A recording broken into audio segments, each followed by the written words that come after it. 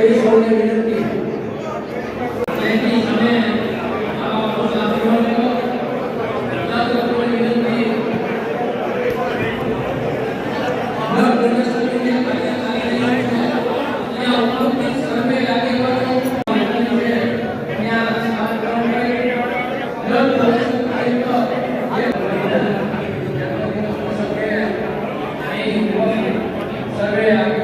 હજી ઠંડી થોડીક છે એટલે બે હાથ ઊંચા કરશે, ઠંડી ઉતરી જશે જોરથી બોલતી તો.